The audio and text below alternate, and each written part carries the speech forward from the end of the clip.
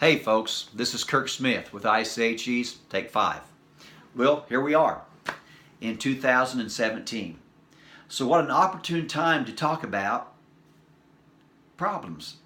Because no matter how hard we try to avoid them, problems in some shape or size will come our way this year. And I don't think that's a bad thing. Let me give you a couple reasons. Number one is God has used problems as part of His created economy. We must realize that God could have created the world with no problems at all, stress-free. But He has chosen to use problems to do many things in our lives. One thing that problems do, they teach us. If something is not working right, we have to sit back and take an inventory. What's going on here? We might take a closer examination of the circumstances. For example, if our kids are struggling maybe with a math concept, if one of my children break down and maybe even cry over math, they're so upset, I can either think, well, maybe they're not ready for this, or secondly, maybe God is using this as a boiling over point because they're frustrated in another area of life. And so pain can reveal these things in our life. Pain also is a great teacher.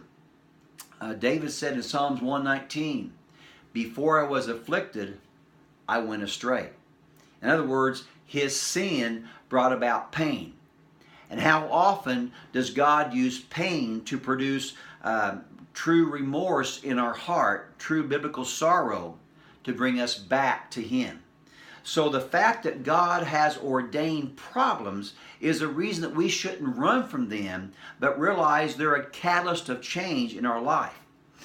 But secondly, and really more important to this discussion, we need to understand that with problems come opportunity. Now this is very, very important. I teach my children that they'll get paid for the problems they solve. Our kids will get paid for the problems that they solve.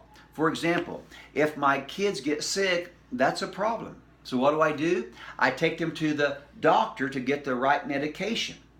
Or if my car breaks down, that's a problem. I go to a mechanic to get my problems fixed.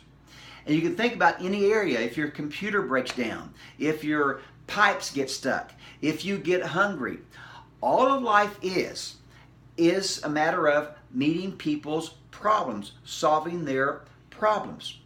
Let me give you a biblical example. In Daniel, he was taken from Israel to Babylonian captivity. He was promoted to eventually third in the nation. Why? He solved Nebuchadnezzar's dream. Then when Belshazzar, Nebuchadnezzar's son, took over, he saw the writing on the wall. He didn't know what that meant. He was really freaked out. And his wife said, "Hey, call Daniel." She said, "He's a man of excellent spirit. He's very knowledgeable. He's able to interpret dreams, and he solves problems," in the ESV version. Because Daniel was able to solve problems, he was promoted to third in charge over the Babylonian Empire. Not just Daniel either. What about Joseph? Joseph was in prison. He was at the bottom of the well, the bottom rung of the ladder.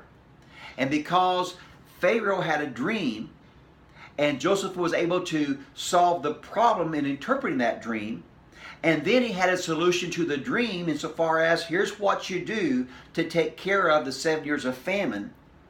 Because he was a problem solver, Pharaoh exalted him to second in charge over Egypt. Do you see it?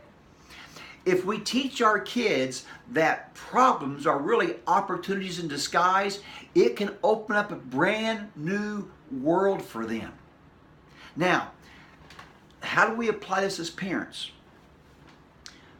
When problems come our way, do we respond or do we react? I've got to be honest, oftentimes I react. I get frustrated and I get angry. I've got all these things that I want to get done today, and now I can't do it. What if instead, when a problem came our way, by God's grace, we took a step back and think, what's going on here? Is God trying to teach us something? Maybe we neglected maintaining something properly. maybe this is going to create an opportunity down the road. I mean, I could give you example after example after example of people who I personally know who had major life problems, maybe in their marriage, maybe in their ministry, maybe in their business. And because they addressed that problem in a godly, a good way, it actually took them to the next level. Oftentimes we think problems are going to destroy us when, folks, in God's economy, often problems are preparation, are opportunities to go higher.